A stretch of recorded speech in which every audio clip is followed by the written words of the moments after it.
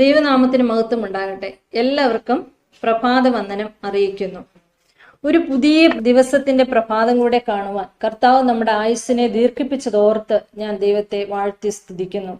പ്രിയമുള്ളവരെ, ജനലക്ഷങ്ങൾ ഓരോ ദിവസവും മരണം വഴിയായി ഈ ലോകത്തിൽ നിന്ന് മാറ്റപ്പെട്ടുകൊണ്ടിരിക്കുമ്പോൾ നമ്മുടെ കണ്ണിനെ കണ്ണുനീരിൽ നിന്നും, നമ്മുടെ കാലിനെ വീഴ്ചയിൽ നിന്നും, നമ്മുടെ ജീവനെ മരണത്തിൽ നിന്നും വിടുവിച്ച ഒരു വലിയ ദൈവം സ്വർഗത്തിലുണ്ട്. ആ ദൈവത്തെ ഇന്ന് പകൽക്കാലം നമുക്ക് വാഴ്ത്തി സ്തുതിക്കാം. തിരുവചനത്തോടൊപ്പം നമ്മുടെ ഇന്നത്തെ ഈ പ്രഭാതം നമുക്ക് ആരംഭിക്കാം. ഇന്നത്തെ പ്രഭാതം മനയുടെ ചിന്താവിഷയം സന്തോഷകരമായ നിയമം എന്നുള്ളതാണ്. ചിന്തയ്ക്ക് ആധാരമായി തിരഞ്ഞെടുത്തിരിക്കുന്ന വേദഭാഗം സങ്കീർത്തനങ്ങൾ 119 97 98 വാക്യങ്ങൾ. സങ്കീർത്തനം 119 97 98.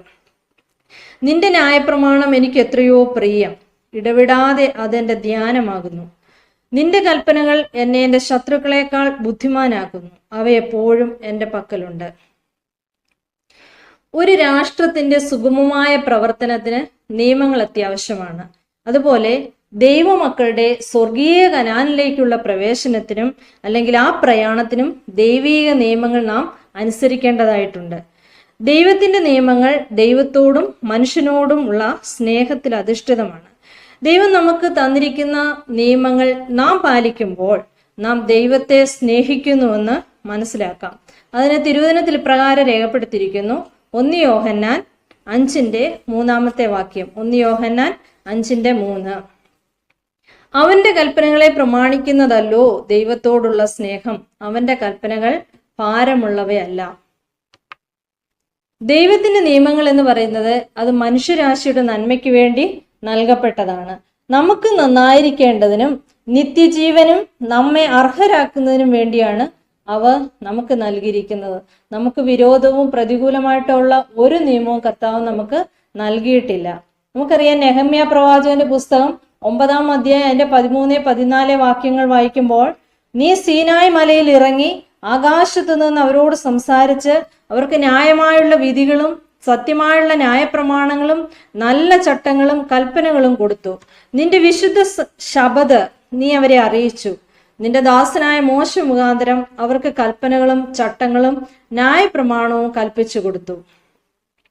ദൈവം നമുക്ക് തന്നിട്ടുള്ള കൽപ്പനകളെ നല്ല ചട്ടങ്ങളും നല്ല ന്യായപ്രമാണവും എന്നാണ് ഇവിടെ രേഖപ്പെടുത്തിയിരിക്കുന്നത്.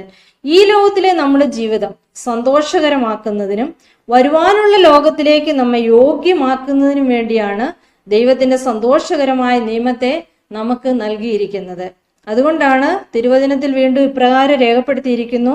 റോമർക്ക് എഴുതിയ ലേഖനം 7-ാം അധ്യായം അതിന്റെ 12-ാമത്തെ വാക്യത്തിൽ, ആകയാൽ ന്യായപ്രമാണം വിശുദ്ധം, കൽപ്പന വിശുദ്ധവും ന്യായവും നല്ലതും തന്നെ.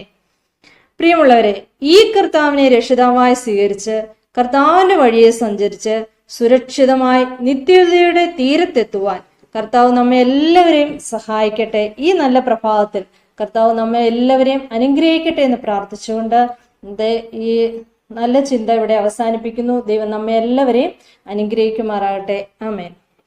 നമുക്ക് പ്രാർത്ഥിക്കാം. അടിയങ്ങളെ സ്നേഹിക്കുന്ന ഞങ്ങളുടെ നല്ല ദൈവമേ, സ്വർഗീയ നല്ല പിതാവേ, ഈ അനുഗ്രഹിക്കപ്പെട്ട നല്ല പ്രഭാതത്തിനായിട്ട് എൻ്റെ ദൈവത്തെ സ്തുതിക്കുന്നു പിതാവേ. വീണ്ടും അടിയങ്ങളുടെ ആയുസ്സിൽ ഒരു പ്രഭാതം കൂടെ കാണുവാൻ, ദൈവത്തെ സ്തുതിക്കുവാൻ എൻ്റെ തമ്പുരാനെ സഹായിച്ച കൃപകൾക്കായി നന്ദിയോടെ സ്തുതിക്കുന്നു പിതാവേ. ഇന്ന് പകൽക്കാലം അടിയങ്ങൾക്ക് അനുഗ്രഹമാക്കി തീർക്കണമേ. അടിയങ്ങളുടെ പ്രവർത്തനങ്ങളിൽ, അടിയങ്ങളുടെ പോക്കിൽ വരവില്, എല്ലാ ആവശ്യങ്ങളിലും സ്വർഗത്തിലെ ദൈവത്തിന്റെ വലിയ സാന്നിധ്യവും കൃപയും കൂടെ ഇരിക്കണമേ. ദൈവം ചെയ്യുന്ന ഉപകാരങ്ങളൊന്നും അടിയങ്ങൾ ഒരിക്കലും മറന്നു പോകാതെ ദൈവത്തിന്റെ സന്നിധിയിൽ നന്ദിയുള്ള നല്ല സാക്ഷ്യമുള്ള ക്രിസ്തീയ ജീവിതം നയിപ്പാടിയങ്ങളെ സഹായിക്കണമേ എന്ന് പ്രാർത്ഥിക്കുന്നു പിതാവേ. അടിയങ്ങളുടെ മുന്നിൽ പ്രാർത്ഥനയ്ക്ക് ആവശ്യപ്പെട്ടിരിക്കുന്ന എല്ലാ പ്രിയപ്പെട്ടവരെ ഏൽപ്പിക്കുന്നു. വിവിധങ്ങളായ വിഷയങ്ങളുടെ മധ്യത്തിൽ വിഷമത്തിലും പ്രയാസത്തിലും കഴിയുന്നവരെ എല്ലാം ഞങ്ങൾ ഓർക്കുന്ന കർത്താവേ, ഓരോ മക്കളെയും ദൈവം അനുഗ്രഹിക്കണമേ എന്ന് പ്രാർത്ഥിക്കുന്നു. അനേക പ്രതികൂലങ്ങളും പ്രതിസന്ധികളും നിറഞ്ഞതായി ഈ ലോകത്തിൽ ഞങ്ങളായിരിക്കുമ്പോൾ ദൈവത്തിന്റെ വരവിനെ നോക്കി പാർത്തുകൊണ്ട് നല്ല ജീവിതം നയിപ്പാൻ അടിയങ്ങളെ എല്ലാവരെയും സഹായിക്കണം. കൃപയാൽ വഴി നടത്തണം, വരവിനായി ഒരുക്കണം. പ്രാർത്ഥന ഞാൻ കേട്ടതിനായി സ്തോത്രം. സകലവും ദൈവം നീ കേൾക്കണം. നല്ല പിതാവേ, ആമേൻ. എല്ലാവർക്കും നല്ലൊരു ദിവസം ആശംസിക്കുന്നു.